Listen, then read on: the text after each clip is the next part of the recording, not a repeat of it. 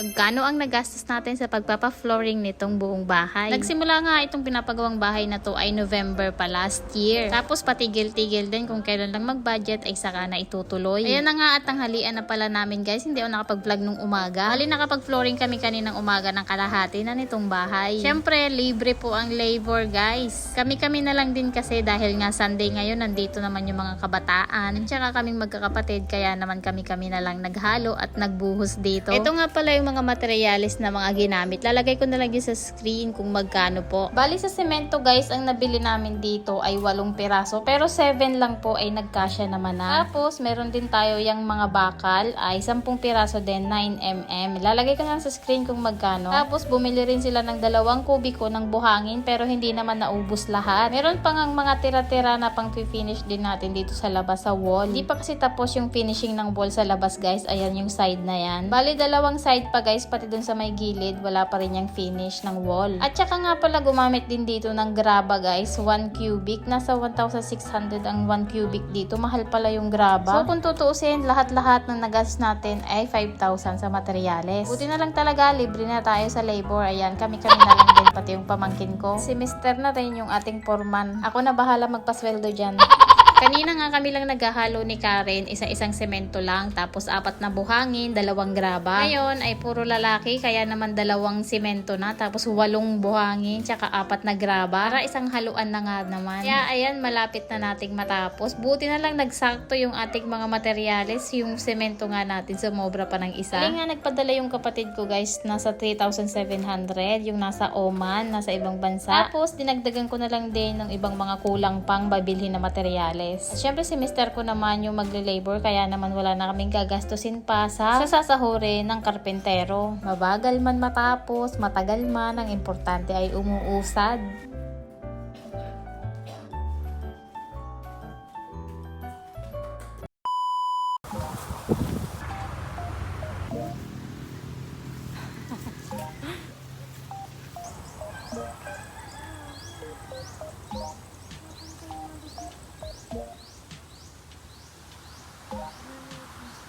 Hey guys, kamusta? Long time no vlog tayo. Kamusta naman ang inyong mga Chinese New Year? Sa mga nandyan sa Hong Kong na nanonood. And happy Eid din sa mga nasa Saudi sa Middle East dahil first day yata ng Ramadan on February 18. Mas magkasabay ang Chinese New Year at saka ang Ramadan. And back tayo dito sa ating mini vlog. Ayan na nga, mangunguha tayo ng ating pang-ulam today. Dahil nga sobrang daming talbos dito sa may harapan namin guys. Ayan na nga ang iuulam natin. Hindi ko alam kung nag-uulam din kayo ng ganito sa mga probinsya nyo. Pero dito sa amin, ako po, halos kahit every week ay mag-uulam tayo ng ganito. Okay lang, basta merong talbos ang kapitbahay. Meron nga kaming talbos sa likod bahay namin, pero hindi ganito kapula. Dito kasi naman ay bilad na bilad ng araw, kaya ganyan kaganda yung mga kulay nila. Yung nasa likod kasi namin ay pagtanghali lang naiinitan, counting oras lang. Kaya naman napakapuputla. Para sa akin nga na low blood ay ito yung maganda, yung mapula na talbos. Sabi nga nila, maganda daw mag-ulam nito once a week. Bukod sa mataas ang fiber content nito ay maganda talaga sa ating mga low blood. Naman ko nga si Ate Jilia, sabi ko tulungan akong manguha. Ang sabi ba naman ay iba-vlog niya na lang daw ako. So ayun, nagkaroon tayo ng mini vlog ngayon. Wala talaga sa plano tong pag-vlog natin today dahil nga tinatamad na naman si Joanna po. Actually, ang totoo niyan, wala talaga ako sa mood these days or this week guys. Hindi talaga masaya yung puso ko. Ayokong pilitin yung sarili ko na ipakita sa inyo or na magpasaya sa inyo tapos ako naman idurog na durog. Pero syempre sa akin na lang yung dahilan na yun. Dumadaan talaga tayo sa ganon, pero syempre wag nating tatambayan. Normal lang naman na makaramdam tayo ng ganito kasi tayo ay tao. Meron tayong pakiramdam, may feelings. Basta kapag napapagod na kayo, magpahinga ka lang. Tapos, ayun, bangon ka na ulit, laban na ulit. Dahil nga meron tayong mga anak, hindi talaga pwedeng sumuko. Si Elapot nga nung napansin niya na lagi akong malungkot, lagi lang akong nakatunganga. Alam mo kung ginang ginagawa niya? Sinasayawan niya ako, tapos hinahalik-halikan niya ako guys. Tapos sabi ko sa kanya, bakit? Anong halik ka ng halik, tsaka sayaw ka ng sayaw? Tapos niyayakap niya pa ako. Sabi niya, para daw maging masaya ako. Ay nako, sana all. Puti pa yung bata nakakaramdam ng ganito. Kahit bata pa, alam niya kung paano ka i-comfort. Yan naman sila talaga yung nagiging lakas ko kapag ganitong sobrang hinang-hinang ako, sobrang durog na durog ako. Syempre, pinagdadasal ko din sa taas lahat ng mga problema natin araw-araw. At ayun na nga guys, so change topic na tayo. Balik tayo dito. Parang kanina pa ako nagdadaldal, inanganguha pa rin tayo ng talbos. Mauubos ko na yata lahat ng talbos. Pati nga yung pamangkin ko, ayan din pala ang iuulam. Kaya sumunod sa atin, nanguha na rin ng talbos. So ito na yung nakuha natin, madami-dami na rin yan. At sobrang pula pula talaga niya, grabe, perfect. Tara nang umuwi at tayo maggisa na. Naku, alas 11 na yata ng tanghali ngayon. Wala nga palang pasok si Ate Jillian, kaya naman nakikita niyo sa vlog ngayon. Siyempre, hugasan muna natin yan dahil lahat ng alikabok siguradong nandyan kumapit. Sa mga nagluluto nito, sigurado perfect na perfect nyo na to. Ayan, sibuyas at saka bawang lang yung kailangan natin dito. Siyempre, kailangan din natin dito ng sardinas. Kalimutan ko, mamimitas pa nga pala tayo ng kalamansi dito sa may harap ng bahay. Buti na lang, sobrang dami ngayong bunga nito guys. Unlimited na naman yung pagkakalamansi natin. Tinanim ko ito noon nung bagong lipat kami dito sa bahay. So mga 7 or 8 years na rin tong puno na to. Pero sobrang dami pa rin magbigay ng bunga.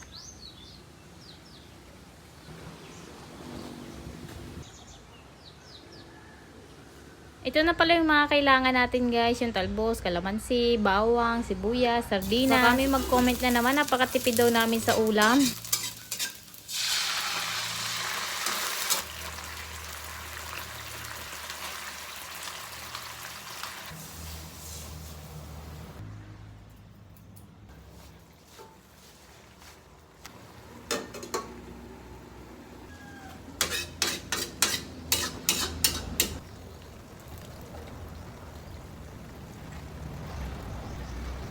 Yan.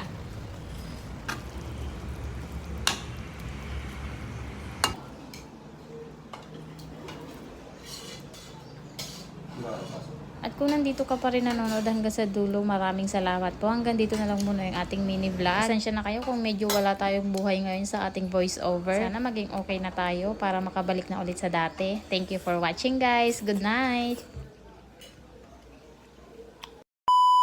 Grabe, sobrang daming egg na naman for the second time ng breeding natin dito sa ating betta fish. Sana nga lang this time ay maraming makasurvive na baby betta fish. Niyaan ko pala ito ng 24 hours dyan. Tapos ngayon ay time na para kuhanin na natin yung female. Nasira na naman nga yung mga buntot niya dahil nga inaaway na siya nitong male. Ganyan nga po ang nangyayari pagka hindi agad natin nakuha yung female. Pagkatapos niya mag-lay ng eggs, nasisira na yung mga fins niya. Kasi yung lalaki, naku, inaaway na. Kaya naman ililipat na natin siya dito sa isang lagayan at yung male na lang yung iiwan natin dyan sa mga eggs. Siya na ang mag-aalaga niyan, mga 5 days siguro or 1 week bago natin yan alisin si male. Ganito nga na nag-lay na ng eggs. After 2 days guys, mayroon na dyan mga lalangoy-langoy na mga maliliit na isda. Tawag nga sa kanila ay betta fry. Yun nga po, hiwa-hiwala yung mga itlog niya at sobrang dami talagang bubbles ang ginawa ngayon nitong ating male. Dito nga sa second breeding nila ay medyo malaki-laki yung mga itlog tapos sobrang dami talaga ng bubble nest. Yung una kasi guys, iko-unti talaga yung bubble nest. Natakpan na ulit natin to, titignan na lang natin after 2 days kapag mayroon ng mga baby betta fry. Kawawa naman nga itong female natin, nasira na naman yung mga buntot-buntot niya dyan. Bago ko nga pala breeding ito ay pinapakain ko yan ng kiti-kiti. At saka yung mga BBS din, yung mga hatchable na baby brine shrimp. Itong isang male natin guys, hindi ko pa yan na isasama dito sa female kasi inaaway niya. Parang hindi pa siya ready maging daddy. Dalawa kasi guys yung aking lalaki dito na beta. Tapos iisa lang yung female. Balak ko nga bumili ulit. Kulay white naman. Ito nga yung ating baby betta fry. 1 month na sila guys and may mga nag-comment na bansot daw po. Sobrang late daw po nito kung 1 month na daw po yan. Hindi ko nga alam guys kung bakit naging ganyan eh. Ang tatakaw naman kumain yan. Umaga, tanghali, gabi. Siguro nakaka-apekto rin yung kanilang mga lagayan. Ang liit-liit tapos ang babaw lang kasi ng tubig nung nakaraan. Naman nilipat ko na sila dito at mas marami ng tubig. Pag nakahanap pa ako ng mas malaki-laking storage box ay doon ko sila ilalagay. Baka kasi dahil sa maliit na lagayan ay kaya naman maliliit din sila. Siguro naman pag 2 months na to ay pwede ko nang ibenta no.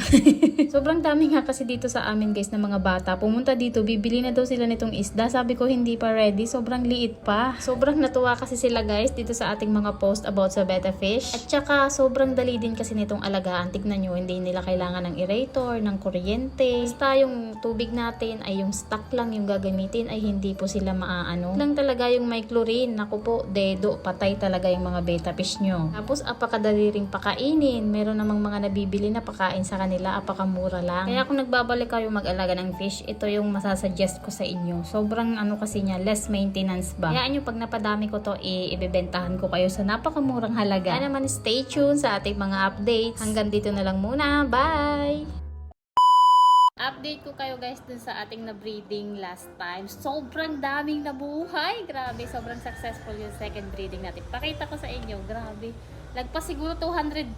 Ito nga ang mga nakikita natin ng mga itim-itim dito na gumagalaw-galaw. Ayan na nga yung ating mga betta fish. Siguro nasa 200 plus yan. Sobrang dami pa dito sa ilalim. Mas malaki nga yung size nito kumpara doon sa una kong na-breeding. Dahil ito'y first day pa lang nila. Malaki-laki na kung tignan. Mas malaki rin kasi yung mga egg ng ating betta fish yung nanay nila ngayon. Maganda talaga kapag na-prepare mo sila bago i-breeding. Laking tulong yung pagpapakain sa kanila ng mga live foods bago mo sila pa-itlogin. Ito palang mga nanditong mga dahon ay dahon ng saging. Kapag kayo ay magbe-breeding, maglalagay na kayo niyan. Kasi after 3 days, magkakaroon na sila dyan ng sariling pagkain. Nagkakaroon kasi ng mga insekto. Hindi ko alam kung anong tawag dun guys, pero kinakain niya ng mga betta fry natin. Ito nga second day na nila, tatanggalin ko na tong plastic na nandito. Mas lalo nga silang dumami today guys, na second day. Mga lumalangoy na, marunong na, ayan, free swim na sila, nag-iibabaw na sila sa water. Kung naalala nyo anong nakaraan na breeding ko, naku, 20 plus lang yung nabuhay. Lahat ay napatay. Mga nasa ilalim na nung kinabukasan nung kanilang second day. Pero this time, ayan, second day na nila at sobrang dami at maliliksi na rin. Bukod nga sa dahon ng saging, ay nilalagyan ko din ng dahon ng talisay. After 4 days, siguro ililipat na rin natin to sa mas malaki-laking lagayan kasi sobrang dami nila. Mas maganda daw guys sa betta fry kapag malaki yung kulungan nila kasi mas mabilis silang lumaki. Ito na nga po yun yung unang anak ng ating mga betta fry. Ililipat na natin dito sa mas malaki-laki. Nawag ko na nga si Elapot dahil gusto niya nga yung ganyan na mag-scoop-scoop ng mga fish. Tuwang-tuwa nga yan sa fish net natin. Nung ginaganito nga ni Elapot at inililipat dun sa mas malaking storage box, nakita ko nga na meron ng mga kulay yung ating mga betta fish. Kita nga dito yung kulay nila dahil nga naaarawan. Katuwa lang kasi merong iba-ibang color akong nakita, hindi lang yung blue. Nanay kasi nila blue.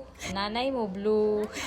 Tapos yung kanilang tatay naman ay pink. Pero meron akong nakitang color green guys, tapos meron ding red. Ito nga isang to ay parang green. Parang may light green yung buntot. Ito namang isang to ay blue. Mas marami yung blue guys. Nagmana sila doon sa mama nila. Blue kasi yung nanay nila. Ito talaga yung maganda. Tignan nyo naman yan, no? Color green talaga. Saan ka nagmana?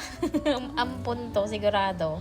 Ang cute, no? Color green. Ito nga palang tubig na ginamit dito ay stock water guys. Mga isang linggo na yan na nakastock. Tapos nilagyan lang natin yan ng konting asin at saka itong mga dahon ng talisay. Tapos yung ating mga potos na halaman. Yan nga at nag-i-enjoy naman sila dyan. Mas malawak na yung kanilang lalangoyan. Sigurado mas mabilis na tong lumaki nang maibenta na. Kaya abang-abang sa mga follower ko na malapit dito. Ibibenta natin yan kapag okay na sila. Sobrang dami na nating pakakainin guys. Grabe, nasa 200 pieces yung isa. Buti na lang ito 29 pieces lang. Kukulture pa tayo ulit ng mga live foods kasi yun daw yung mabilis magpalaki sa kanila. So hanggang dito na lang muna. Thank you for watching.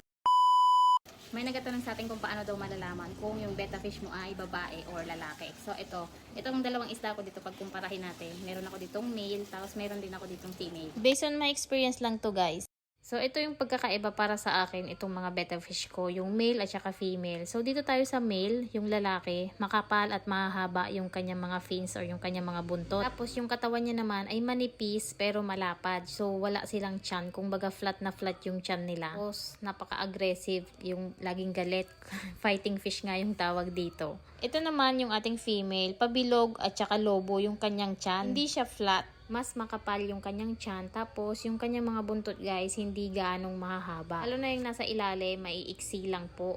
Kaya malalaki yung mga tiyan nila pala guys kasi syempre nagdadala sila ng mga egg. And ayan, makikita nyo, nasira nga lang yung mga buntot niya dahil nga nag-breeding ako kanina, inaway na naman siya. So ayan, sobrang iiksi, diba? Lalo na yung sa may unahan, yung malapit sa ulo, meron din diyang buntot, maiksi po yan. Sa lalaki, makapal po yan. Baga, yung bigote ng lalaki mahaba, so sa babae, maiksi lang. So ayan yung pagkakaiba sa akin guys. Kitang-kita naman natin dahil talagang yung mga lalaki sobrang kakapal talaga ng mga fins. Tapos, meron pala yan sa tiyan na kulay puti, yun yung egg. So, babae lang po talaga na betta fish yung merong ganito. Pag tinignan nyo yung male, wala pong makikitang kulay puti sa kanilang tiyan. Meron pa tayo ditong isa pang betta fish na lalaki. Ayan, tignan nyo yung tiyan, hindi siya lobo. Baga flat na flat lang kasi hindi sila nagdadala ng eggs. Malapad lang yung kanilang body tapos hindi lobo, kumbaga flat na flat. Tapos, ito naman yung kanilang mga buntot. Sobrang malago, lalo na yung nasa may unahan, yung malapit sa may ulo guys. Ayan, nakikita nyo ba yan? Tsaka aggressive din sila. Sobrang tatapang paglalaki. So ayun, sana nakatulong ang video natin mag-distinguish kung alin ang babae at saka lalaki. Pag 2 months old na yung inyong mga beta, dun nyo makikita na daw yung mga kasarian. Pwede nyo nang ihiwa-hiwalay. Ito, lalaki talaga, tignan nyo, napakahaba nung kanyang bigote.